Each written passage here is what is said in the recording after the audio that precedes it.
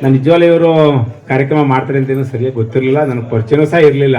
ಹಾಗಾಗಿ ಇವರು ಇಲ್ಲಿ ಬಂದಮೇಲೆ ಗೊತ್ತಾಗಿದ್ದು ನಮ್ಮ ಸ್ಥಳೀಯರು ಲಕ್ಷ್ಮೀ ಸಾಗರದವರು ಅಂತೇಳಿ. ಒಮ್ಮೆ ಒಂದ್ಸಲ ಹೆಸರು ಮಾತ್ರ ಕೇಳಿದೆ. ಹಾಗಾಗಿ ಇವ್ರ ಕಾರ್ಯಕ್ರಮ ಹತ್ತಿರದಿಂದ ನೋಡಿರಲಿಲ್ಲ, ಕಾರ್ಯಕ್ರಮ ಮಾಡ್ತಾ ಇದ್ದಾರೆ.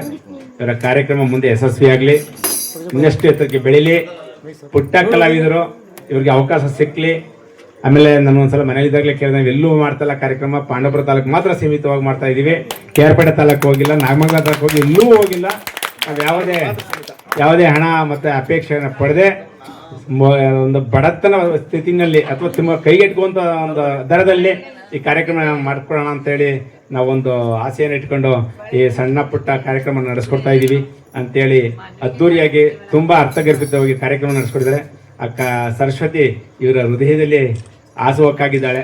ಇವರ ಕಾರ್ಯಕ್ರಮ ಮತ್ತಷ್ಟು ಉಜ್ವಲವಾಗಲಿ, ಇವರು ಅಭಿವೃದ್ಧಿಯನ್ನು ಪಡೀಲಿ, ಮತ್ತಷ್ಟು ಇಂಥ ಸಣ್ಣ ಪುಟ್ಟ ಕಾರ್ಯಕ್ರಮಕ್ಕೆ ಭಾಗವಹಿಸಿ ಬಡ ಕುಟುಂಬಗಳಿಗೆ ಒಂದು ದಾರಿದೀಪವಾಗಿ ಇರಲಿ, ಅವರ ಕುಟುಂಬಕ್ಕೆ ಒಂದು ಆಶೀರ್ವಾದನ ಮಾಡಲಿ ಅಂತ ಹೇಳ್ತಾ ಆ ಭಗವಂತನೆಲ್ಲ ಸಹ ನಾನು ಪ್ರಾರ್ಥನೆಯನ್ನು ಮಾಡ್ಕೊಡ್ತಾ ಇವರ ಕಾರ್ಯಕ್ರಮ ಮತ್ತೆ ಇದೇ ರೀತಿ ಸಾಗಲಿ, ಮುಂದುವರಿಯಲಿ, ಅಭಿವೃದ್ಧಿಯನ್ನು ಹೊಂದಲಿ ಅಂತ ಹೇಳ್ತಾ ಈ ಮಧ್ಯರಾತ್ರಿಯಲ್ಲಿ ಅವರಿಗೆ ನಮ್ಮ ಗ್ರಾಮದಿಂದ ಬೀಳ್ಕೊಡುಗೆಯನ್ನು ಮಾಡಿಕೊಡ್ತಾ ಇದ್ದೀವಿ.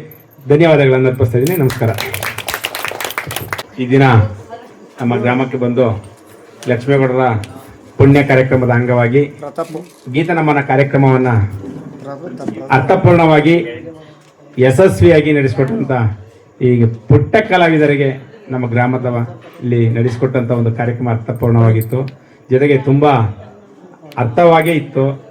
ಜನಗಳು ಇಲ್ಲಿವರೆಗೂ ಸಹ ನಮ್ಮ ಗ್ರಾಮದವರು ಕೂತಿ ಈ ಗೀತ ನಮನ ಕಾರ್ಯಕ್ರಮವನ್ನು ಯಶಸ್ವಿಯಾಗಿ ನಡೆಸಿಕೊಟ್ಟಿದ್ದಾರೆ.